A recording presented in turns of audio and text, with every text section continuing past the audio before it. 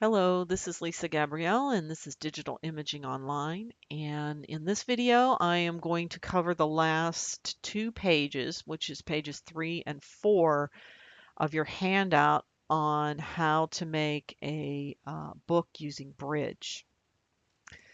Okay, so the last video we talked about how to get Bridge installed and how to install the Output tab to get it ready to create a digital book.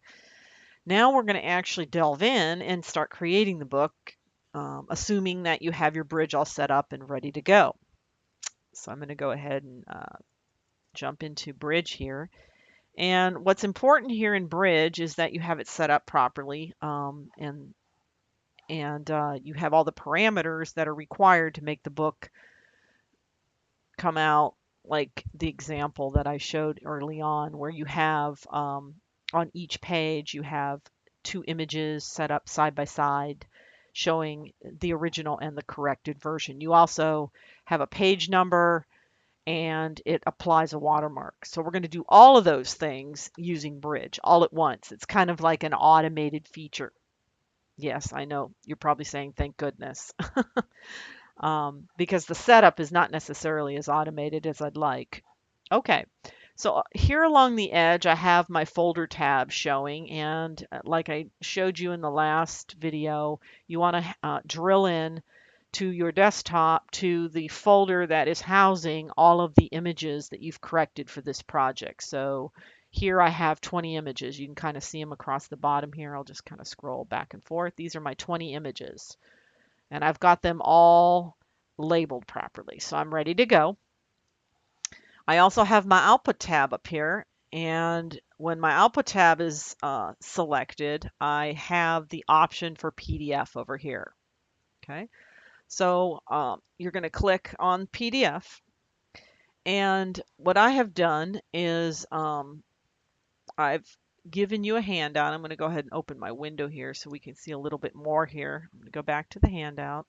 Given you the handout, and I've captured the settings for each area of this PDF settings area. That's what I'm talking about. When I refer to the PDF settings area, I'm talking about this area right here. Okay, and if you scroll, grab this scroll, there you can kind of see that there's a lot of settings you need to set in order to make a book, and that's what I've given you here is the parameters for these settings. So we're going to begin with the first section of the settings area, which is called document. Okay, so I'm going to go over here and here's my document settings. And I've already set these up prior to this demo, but I'm just going to verify it here. So under size, you're going to make sure that the size is set to 11 by 8.5 and that the orientation is set to landscape. And you can kind of see that here. It's 11 by 8.5 and the orientation is landscape. The quality, you want to make sure it's 150 DPI. You can kind of see that you have other options here. We're going to just do this at 150. And you want to slide the quality slider all the way over to 100. Okay, you can kind of see I have that here.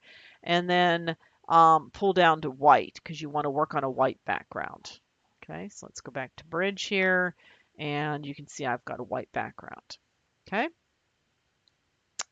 Okay.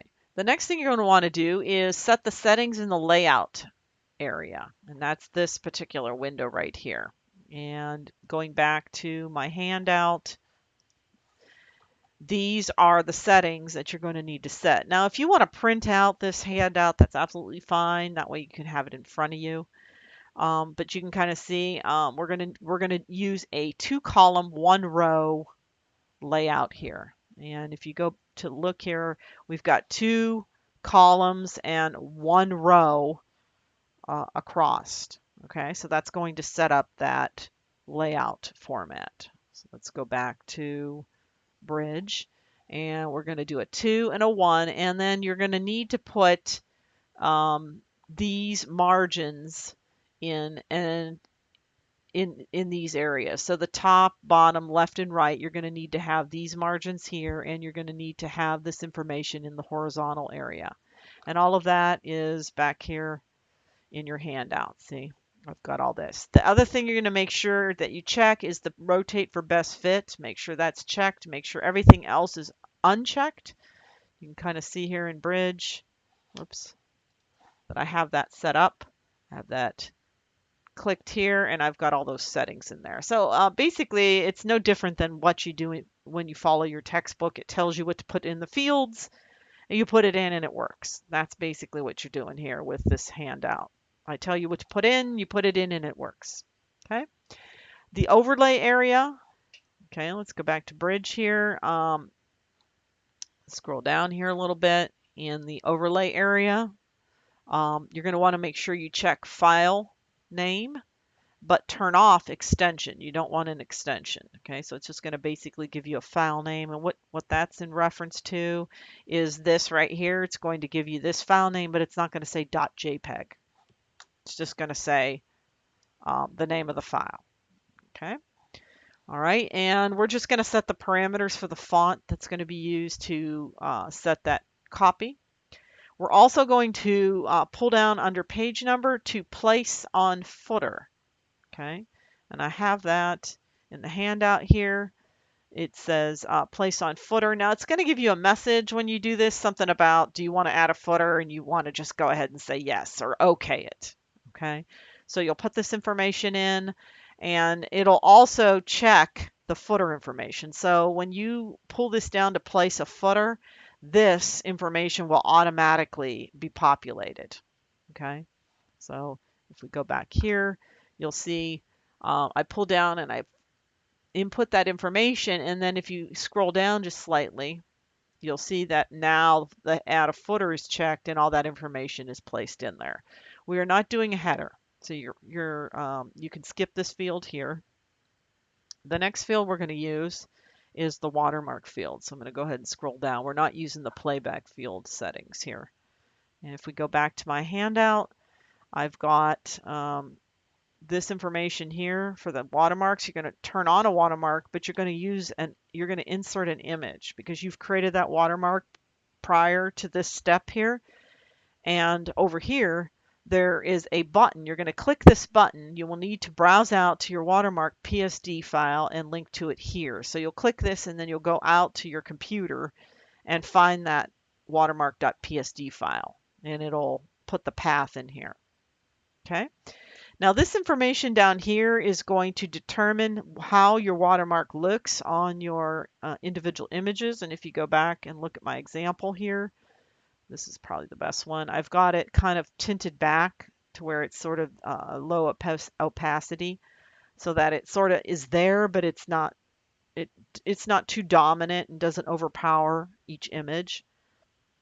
So back here, when you go back to Bridge, you're setting all these settings here. The size of the watermark will be sized down. The opacity is 20%, and then we're going to move that watermark horizontally 83% and vertically minus 90%.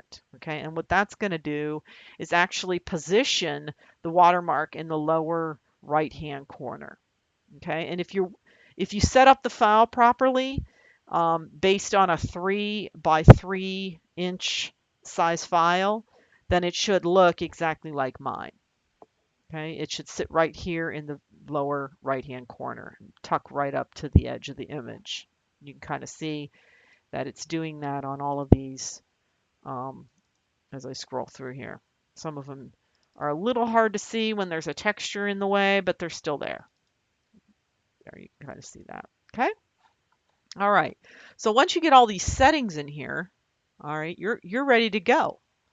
The next thing you need to do in Bridge is come over here, and you're going to click the first image and hold down your Shift key, and then you're going to scroll to the last image so that you're selecting all those images. So basically what you're doing here is you've set all these parameters, and now you're going to say, I want you to apply these parameters to this series of files. And by selecting all those files, that's what you've done. The other thing I would recommend before you go any further, once you get all these settings in here, is that you actually save a template of these settings so that in the event that you make a mistake or whatever, you don't have to go in and populate each one of these areas over and over again. And the way to do that is you click this little icon here. It's like a little, um, I guess you have to not be selected on any images. So I'm going to go ahead and deselect and then click it here. Oops. All right, let's come over here and just deselect. Okay. And then you can, oh, you know what? I can't actually illustrate that to you because I've already done that and I've saved a template and it's called Inside Pages Specs. And I've also saved another one over here that's called Cover and TOC Specs. Okay. And if I go back to, like, for instance, like if I reset these settings, like I'm going to go here and reset these, and then I go in and I actually start from scratch, then it'll let me actually save this. But because I've already saved these, it doesn't allow me to do it. But you will have a icon here. You'll click that icon and it'll come up with a window that says, do you want to name your template? So you'll give it a name. I created two templates, one for the cover and TOC and one for the inside pages. Okay, so you're going to want to save those because if something happens and you need to go back and refer to those, you don't have to input all these screens all over again. Okay, so it just makes it easier. So you want to make sure and click that, but you can't do it because this demonstration's already been prepared for you. So I can't show you how to do that. Okay, all right, so I'm going to go back and select all my images again, like I did just a few minutes ago. I'm going to scroll all the way to the end here, make sure all my settings are right. Make sure that View PDF after Save is clicked. Make sure that's clicked here, and you're going to hit Save. And it's going to say, where do you want me to save this document? And I'm going to just go ahead and save it outside of the working area, which is right in the scrapbook area. So I'm just going to save it in there, and I'm going to call this demo test file. Okay, go ahead and save that. And it's going to go through the process of making your book. Okay, and it does it pretty fast. As you can kind of see here, you have a completed book. Okay, so if I scroll through this, it just went ahead and made my book for me. As long as those parameters are set properly, you'll have a beautiful book. Okay, all right. So let me jump back in here then and go to the next step. So you've made, basically what you've done here is you've created the PDF for the inside pages. But you still have to create another PDF for the cover and table of contents. And the reason you can't use these settings is because you're creating a two-up layout, basically. You know, a layout with two images on each page. Your cover designs are set up a little different. Okay, so the next step here is use these settings for creating a PDF of your cover and table of contents. So on these, you're going to actually change the settings to be the setup for your cover and your table of contents. Okay, so back to Bridge. Jump back to Bridge here. And I've already done it. I've set up my cover and table of contents already in these saved areas. But you know what I'm going to do? I'm going to actually do it from scratch so that you can kind of see how I do it and then save that. So I'm going to go back to one of these predefined ones. And I'm going to start from scratch following these parameters here. Okay, so these two setting boxes are the only ones you have to set for your cover and table of contents, and I'm going to go ahead and do those now. So I'm going to pull this down to US paper, and it gives me letter, and I'm going to click on the landscape option. All right, I'm going to pull this to 150 and slide this all the way over to 100. And basically, it's no different than what we did on the first setup. The second one here, and this is all in your handout. See, this is what I just followed, was this here. Now we're going to do this one. So basically, we're going to take away all the margins, and we're just going to put one column and one row. Rotate for best fit. Make sure that's selected. So we're going to come back here under layout. I'm going to put a 0 in here, or I'm sorry, a 1. And we're going to put zeros in all these other fields. Okay.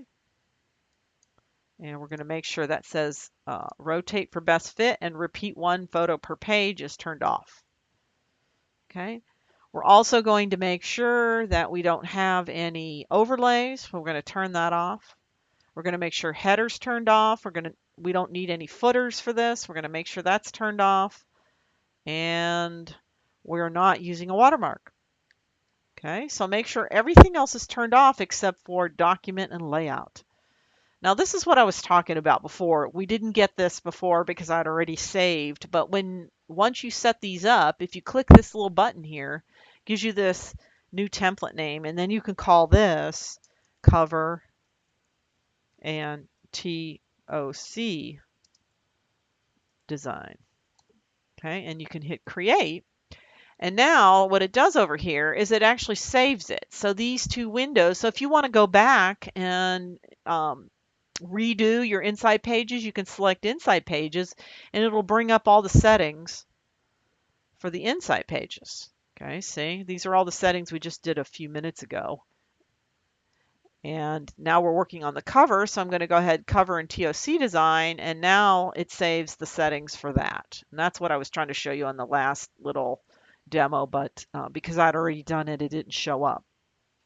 Okay, so we've got that saved as a template, and now I'm going to go to the book pages folder over here, not the corrected, because we're done with this, the book pages, and we're going to select our two PSDs, our cover and our TOC.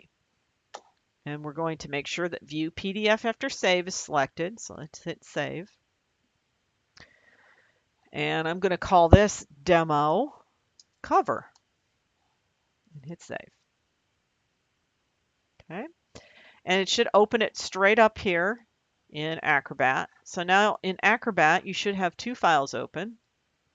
You should have your demo test, which is the inside pages, and your demo cover, which are your cover and your table contents. Okay. All right. So now that you've done that, you've actually completed, we have one last step. Okay. So the last step is to combine. Unfortunately, Bridge does some things, but it doesn't do all things. And what it doesn't do is combine these two documents into one PDF. Okay, because when you go to turn this in to me for grading, my expectation is going to be that you give me a document that has a cover, a table of contents, and then your 10 correction pages, okay, as one document. I will not accept, or you'll get marked off if you turn in two separate documents, okay? All right, so let's go back, and it talks about how to do that here. And it says, you know, once you've finished step 5 and 6, you'll have two PDFs, and you're going to need to merge those two PDFs together, okay? And depending on what platform you're working on, there's different tools in which to do that. And I'm going to, again, refer back to eCampus here. Inside week 8, I have posted a week 8 how-to resources, and there are resources here for utilities that will help you merge. What I used and what is most popular is to use Acrobat to merge your PDFs together. Now, these links here will take you to how-to notes. This is how to combine PDF documents using Preview on the Mac. If any of you Mac users out there, PC people, you can't use this. This tech note here is merging multiple PDF files into one using Adobe Acrobat, which is what I recommend for this class. It was required to have a copy of Acrobat for this class. If all else fails and you don't have access to either one of these, there is a free utility online called smallpdf.com, and what it will do is merge two PDFs together. So you just follow the instructions here, you upload your files, and it says click 1, 2, and 3, and voila, at the end you end up with a merged PDF. Okay, it does it for you online, and then it gives you a downloadable file. Okay, so those are the three resources that I've posted in week 8 for merging PDFs. Okay, once you complete all of that, you're done, and that will complete the scrapbook project. So it's basically a multi-part project. You're first doing all the color correction and making all that um, part of the book, and then actually putting the pieces of the book together digitally and using some of these other software programs such as Bridge. And if you purchase just Photoshop, you will have Bridge because Bridge does come with Photoshop. Bridge and Photoshop are kind of like, companions. They work together. And then Adobe Acrobat, that's a separate purchase. If you have the Creative Cloud, you have it, you're fine. Otherwise, you'll have to use some of these other utilities. Okay, so that should conclude my lectures on how to make a digital book using Bridge. Have fun, and I hope that you find this useful because I have definitely used this quite a bit outside of, you know, this class. So good luck and post your questions in week 8.